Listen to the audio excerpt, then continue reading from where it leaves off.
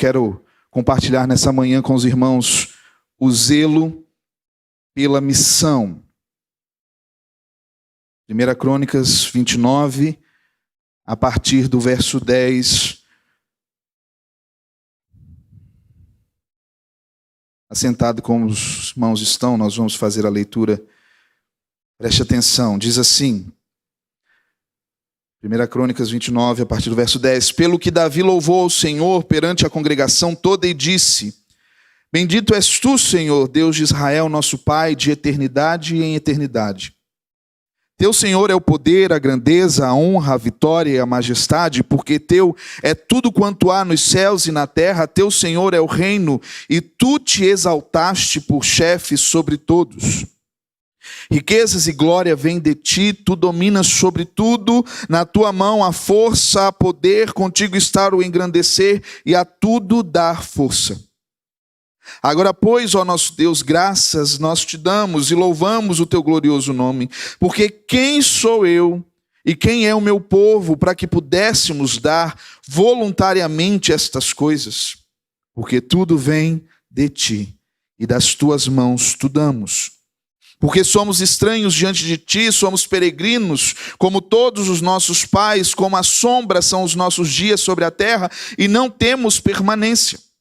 Verso 16, Senhor, nosso Deus, toda esta abundância que preparamos para te edificar uma casa ao teu nome, vem da tua mão e é toda tua. Bem sei, meu Deus, que tu provas os corações e que da sinceridade te agradas. Eu também, na sinceridade do meu coração, dei voluntariamente todas estas coisas. Acabo de ver com alegria que o teu povo, que se acha aqui, te faz ofertas voluntariamente. Senhor, Deus de nossos pais, Abraão, Isaque e Israel, conserva para sempre no coração deste povo estas disposições e pensamentos, inclina-lhe o coração para contigo. E a Salomão, meu filho, dá coração íntegro para guardar os teus mandamentos e os teus testemunhos e os teus estatutos, fazendo tudo para edificar este palácio para o qual providenciei. Então disse Davi a toda a congregação. Vamos ler juntos? Agora louvai o Senhor, vosso Deus. Então toda a congregação louvou ao Senhor, Deus de seus pais. Todos inclinaram a cabeça, adoraram o Senhor e se prostraram perante o Rei. Senhor, tu és dono de todas as coisas, Pai eterno, de eternidade em eternidade, tu és Deus e não há outro Deus como o Senhor. Inclinamos os nossos ouvidos para ouvir tua voz e somente a tua voz. Fala ao teu povo. Transforma os nossos corações e o nosso entendimento nessa manhã. Aperfeiçoa-nos, Senhor, em ti. Retira-nos, Senhor, da acomodação que possa estar vivendo o nosso coração. E leva-nos ao entendimento da missão que temos como congregação, como igreja do Senhor Jesus, de pregar o Evangelho até que o Senhor venha. É a oração que deixamos diante de ti, em nome de Jesus. Amém.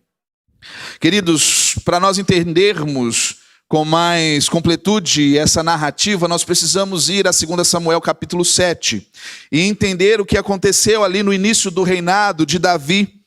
Ele se torna rei em Israel, conquista Jerusalém, ele derrota os filisteus, ele decide levar a arca do Senhor, então, para agora a capital do reino, Jerusalém. A arca era o símbolo central da presença de Deus. E após alguns percalços, ele consegue então levar para Jerusalém a arca e a coloca em uma tenda. Mas vendo a situação da arca que simbolizava a presença de Deus numa tenda e ele morando em um palácio, ele chama Natã, o profeta, e diz: Natã, como posso eu permanecer num palácio de cedro, um palácio feito para um rei, enquanto a arca do Senhor está numa tenda?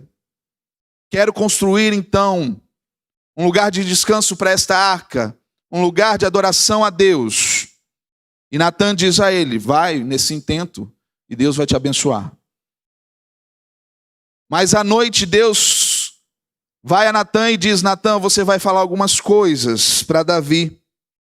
Natã recebe uma mensagem de Deus, e Deus diz para Natã em 2 Samuel 7, olha, eu não preciso de uma casa, eu não preciso disso, eu nunca pedi isso.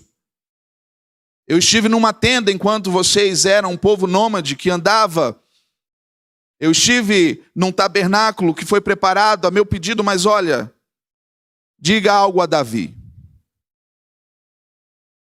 O que eu vou construir pelas mãos de Davi não vai ser um templo, uma casa de adoração a mim. Não vai ser ele que vai construir, vai ser o seu filho.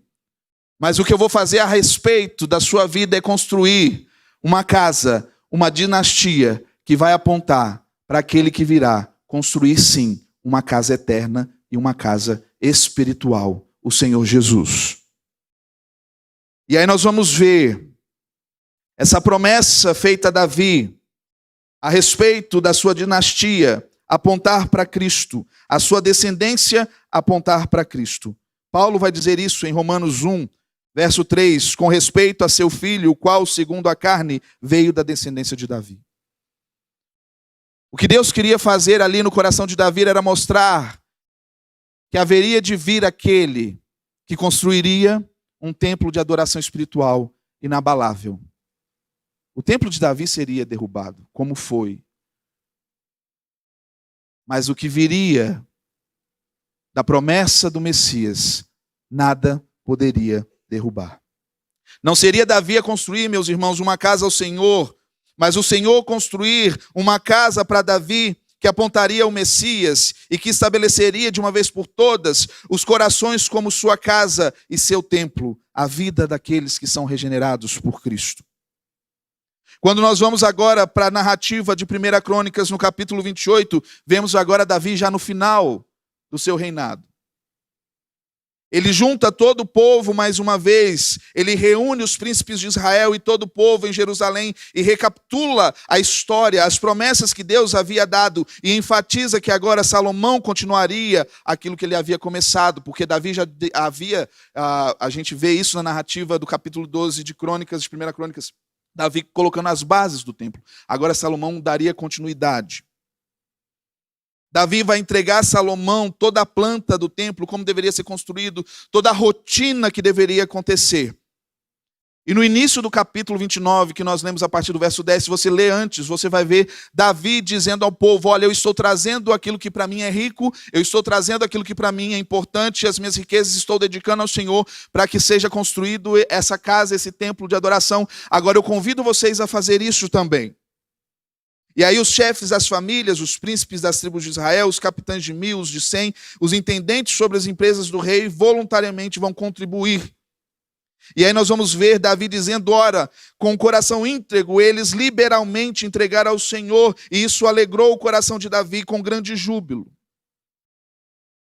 Todo o povo, quando foi convidado a participar daquilo que Davi estava fazendo, o fez com coração grato e grande alegria. Davi então vai orar ao Senhor o que nós lemos. E ele vai dizer, bendito és tu, Senhor, Deus dos nossos antepassados, Deus de Jacó, de eternidade, para sempre e para sempre. Tu és bom, tu és o Deus doador, bendito significa isso. Doador, Deus de toda a bênção, abençoado, o abençoador, aquele que é generoso. E Davi vai reconhecer a majestade de Deus e vai se colocar num lugar de pequeno, porque ele vai dizer, não, Senhor, é tu que és grande. Tu és o rei. Tu és Deus sobre todo o povo. Grande é o Senhor, o poder, a grandeza, a honra, a vitória, a majestade. Aqui Davi se despe do seu título e demonstra com humildade, reconhece a glória de Deus e diz, quem sou eu? Tudo vem das tuas mãos, Senhor. Tudo vem de ti, não tem nada que possa ter vindo das nossas próprias mãos, porque nós não somos nada, tudo vem do Senhor. Tudo que apresentamos aqui diante do Senhor não veio pelos nossos esforços, mas veio porque o Senhor é um Deus abençoador, o Senhor é um Deus doador. Vemos aqui no final já da sua jornada, Davi exaltando a Deus e não a si mesmo. Ele vai dizer, quem sou eu, quem é esse povo, como nós pudéssemos dar voluntariamente essas coisas. Tudo vem de ti, nós estamos entregando de novo nas tuas mãos. Quando nosso pai Jacó desceu ao Egito, nós não tínhamos nada. Mas hoje somos esse povo porque o Senhor é bendito, porque o Senhor é abençoador. E ele vai orar: Senhor, conserva para sempre. Conserva para sempre o coração desse povo, nessa atitude para contigo, nessa disposição, com esse pensamento, com esse desejo de inclinar o coração sempre ao Senhor.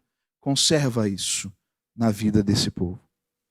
Queridos, se há algo que nós aprendemos com esse texto e com esse desejo de Davi, era que Davi era um homem que desejava ter zelo, honrar a Deus como único Senhor e zelo pelas coisas santas. Quando você vai ver a narrativa da estruturação, como ele desejava fazer conhecido o nome de Deus através desse projeto, nós vamos ver como Davi tinha zelo pelas coisas santas do Senhor, como ele tinha zelo em preparar algo ao Senhor. Zelo, meu irmão, é ter grande cuidado. É uma preocupação em se dedicar a algo ou alguém. É uma forte disposição, é diligência, empenho aplicado na realização de algo. E nós vamos ver Davi com o coração zeloso pela missão que tinha de fazer Deus conhecido entre todos os povos da terra, a partir do chamamento de Israel como povo do Senhor. Como rei de Israel, ele desejava fazer com que o povo fosse uma constante demonstração do poder de Deus na vida de um povo que se honra, que se dedica a esse Deus. Esse era o desejo de Davi.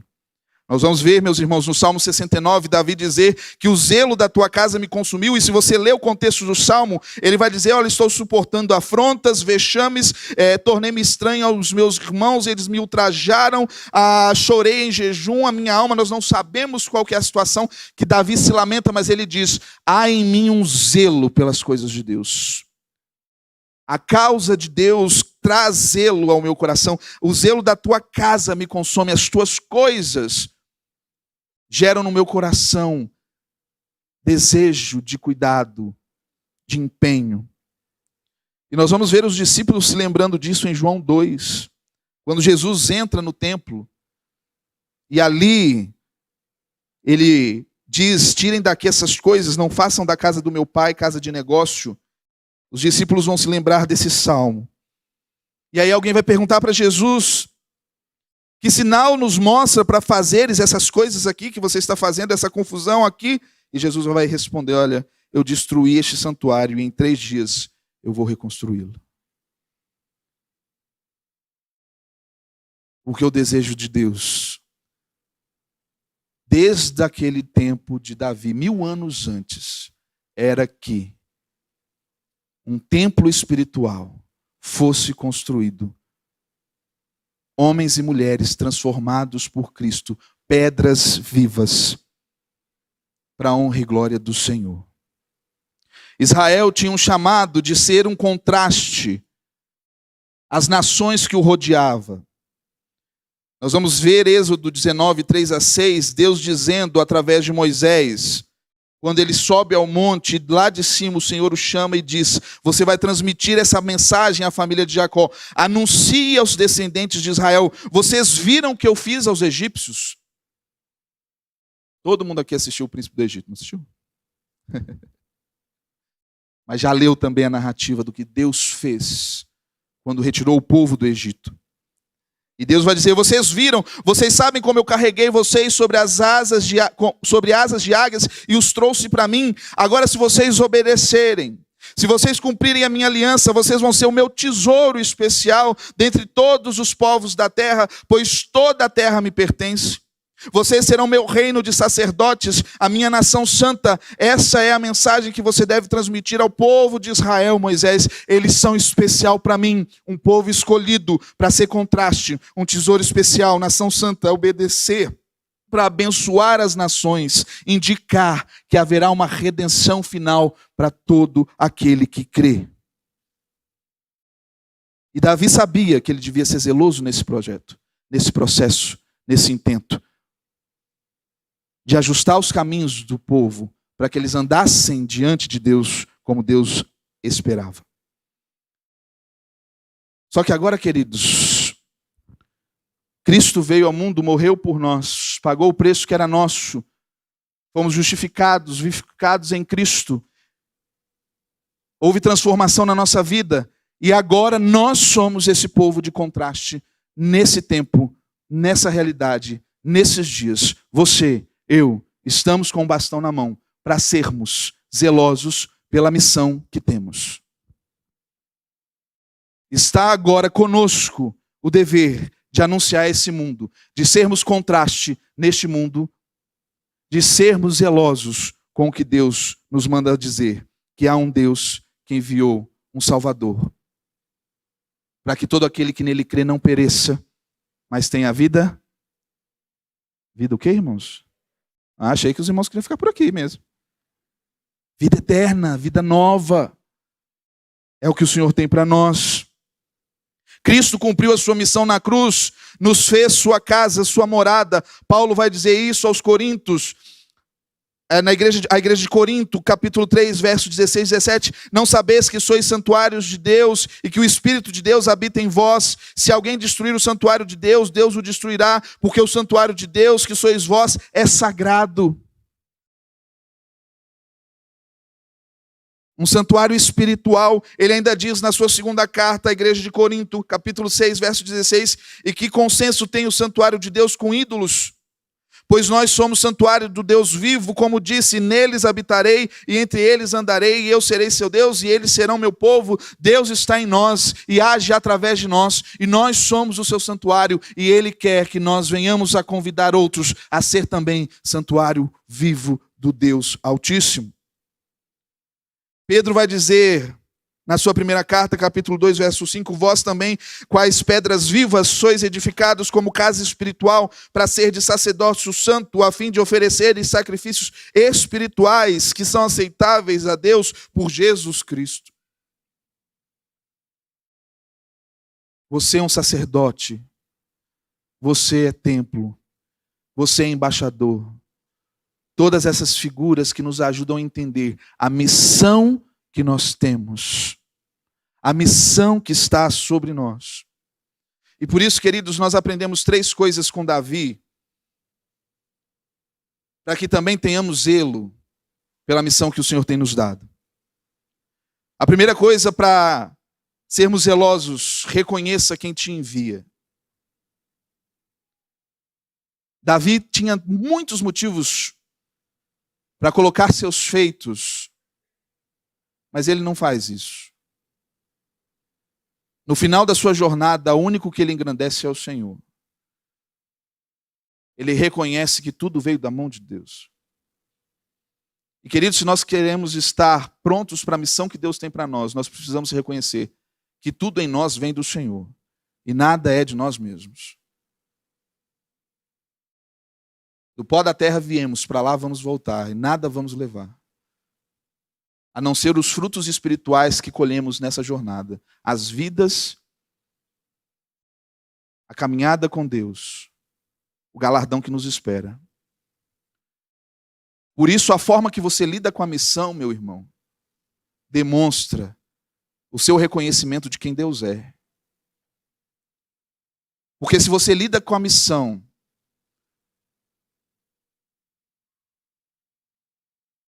de uma forma sem dar atenção, sem dar importância para isso, talvez isso mostre que o seu coração não reconhece quem Deus é e o que Ele espera daqueles a quem Ele salvou. Davi reconheceu quem ele era.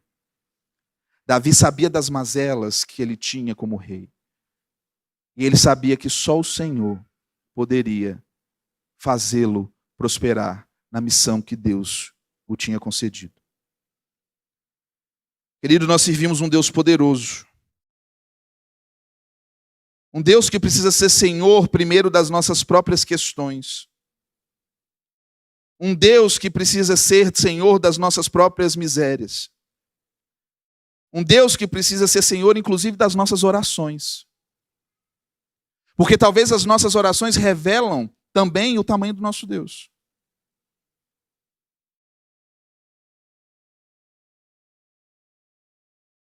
Quando a Pietra me mandou a mensagem, eu falei, Senhor, faz-nos ter coração assim. Ontem nós falávamos, né, irmão Timóteo, na nossa aula do LC, sobre as crianças, a singeleza do coração da criança. Estava uma questão teológica lá também, né? Mas o Senhor Jesus fala, tenha um coração puro como o da criança. Ela precisou sair, ela me falou que ia sair, nem a Cris está ali, eu acho que eu vi a Cris ali. A Cris me contou ontem que ela chorou, né, Cris? Ela chorou para a Cris e falou assim, mamãe, eu preciso falar de Jesus porque Jesus está voltando. Qual foi a última vez que você chorou para Jesus te usar porque Ele está voltando? Qual que foi a última vez que você clamou ao Senhor com o rosto em terra e disse, Senhor, tem misericórdia de mim, me usa, porque eu não sou nada e o Senhor é tudo, e o Senhor está voltando, e eu quero apresentar um cesto cheio de frutos que reconhecem a grandeza do poder do Senhor. Porque talvez as nossas orações refletem o nosso coração egoísta. Ai, Deus, me dá o pão de hoje. Ai, Deus, me dá o não sei o que de hoje. Ai, Deus, me abençoa hoje. Ai, Senhor, ajuda para aquele chefe meu não encher minha paciência lá no trabalho. Porque você está preocupado com você, com o seu conforto, com as coisas que vão te trazer alento. E não em sair do seu lugar e dizer, Senhor, me usa para falar com o meu chefe que é chato, que existe um Jesus que salva e liberta. A segunda coisa que nós aprendemos com Davi, ele entendia que precisava entregar tudo. Ele disse, quem somos nós, Senhor? Quem é o nosso povo para que nós pudéssemos entregar voluntariamente essas coisas? Tudo veio da tua mão, nós não temos nada, foi o Senhor que deu tudo isso. Nesse processo, o povo já vivia uma situação monárquica, com um grande exército, com poderio, tendo vencido grandes nações, respeitado, se tornaria ainda um povo maior, de grandes riquezas. Mas Davi vai dizer, Senhor, não foi nada vindo nas nossas próprias mãos, foi o Senhor que tirou Abraão e falou, vai, sai daí. E que começou um grande processo. Quem somos nós para devolver alguma coisa? Nós só trazemos o que o Senhor nos deu. Cristo, Jesus, Ele deixou a sua glória, Ele deixou sua eternidade, o seu trono, Ele veio e esteve conosco, homens pecadores.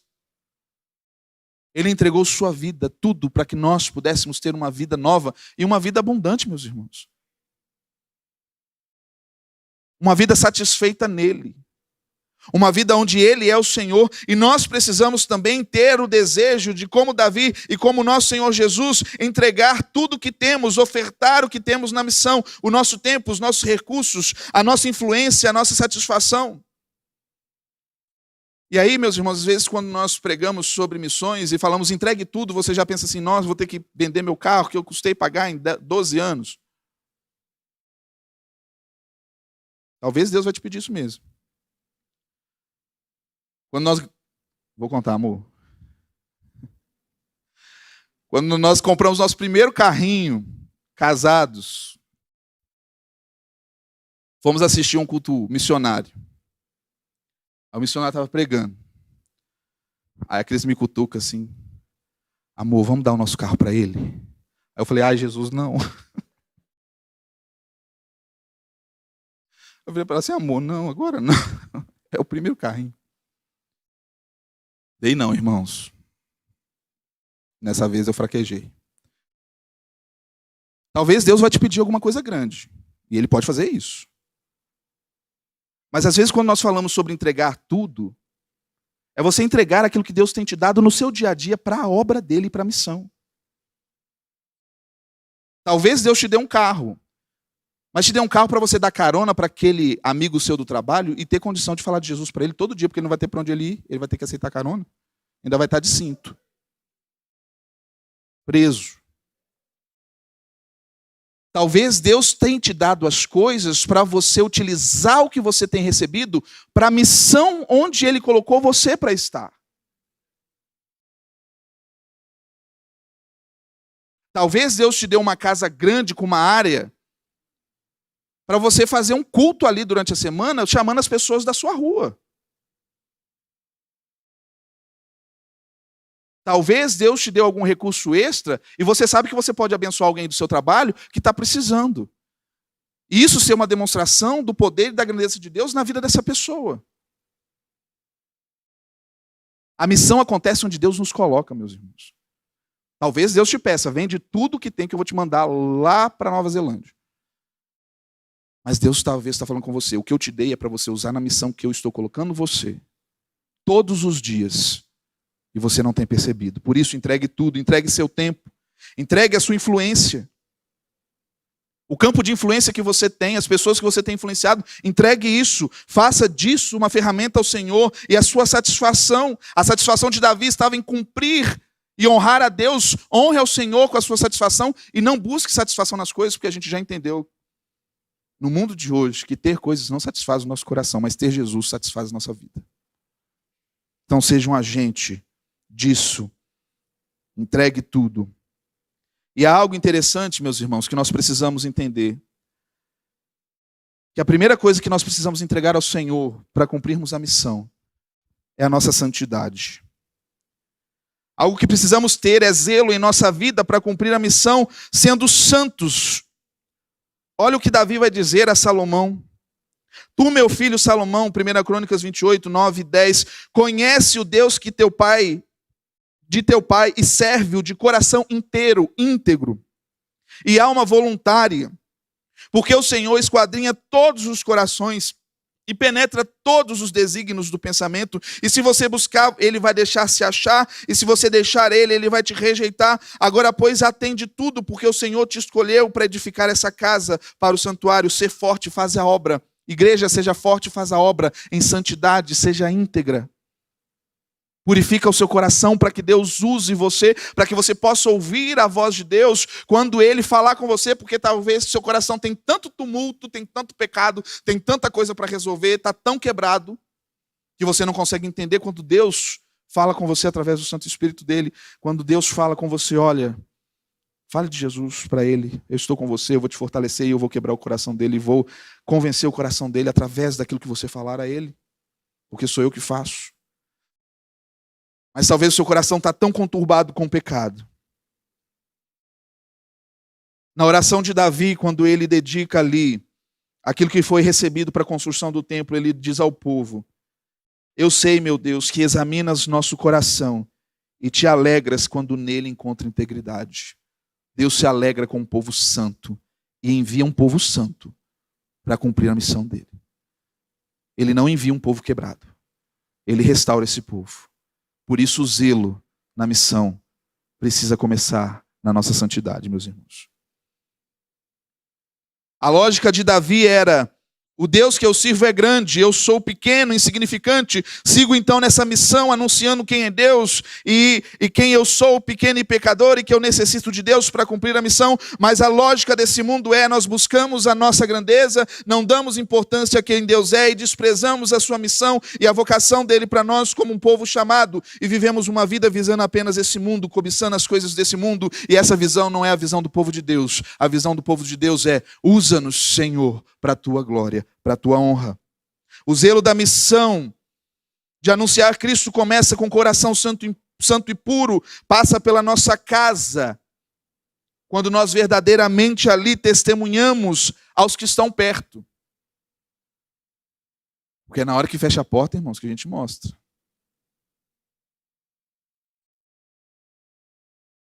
Se tem alguém que lembra a gente o tempo inteiro que a gente tem que ser crente, chama-se João Caldeira Bastos. Amor? Não deixa passar nada. Ah, papai, você falou, você prometeu. Prometi, meu filho, então eu tenho que cumprir, porque eu sou crente. Agora ele está aprendendo semáforo. O pastor até, eu identifiquei com o pastor que contou a história da semana passada do semáforo. Porque ele fala: papai não pode passar porque está vermelho. Sim, meu filho, não pode passar. Agora pode, papai, que ficou verde.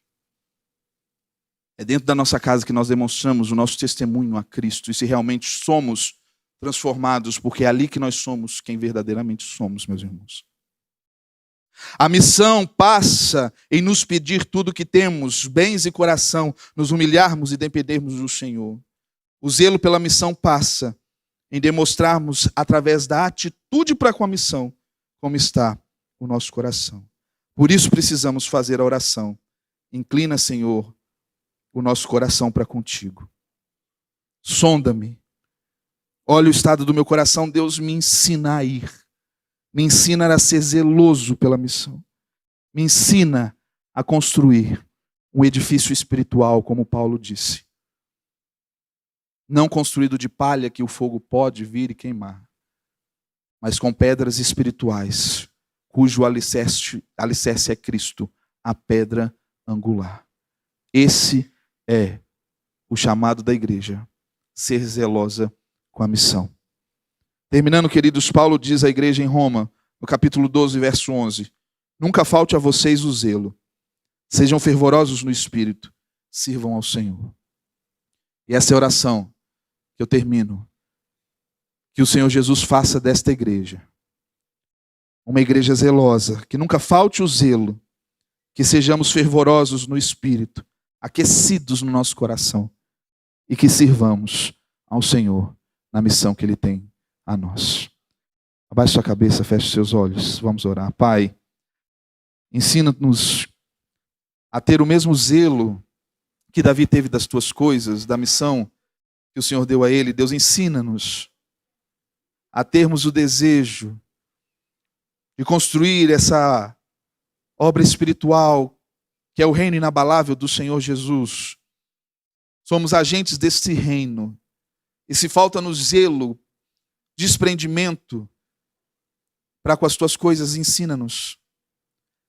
Reconhecendo quem tu és, entregando tudo que somos e que temos, entregando nosso coração a sermos santos e desejosos de orar. Senhor, que o nosso coração esteja inclinado aos teus planos. Que sejamos, Deus, prontos a cumprir a missão onde o Senhor tem nos dado. Como o coração de uma criança que chora por aqueles que precisam de Jesus. Dá-nos um coração, Deus, inclinado às tuas coisas. É a oração que deixamos diante de ti em nome de Jesus. Amém. Amém.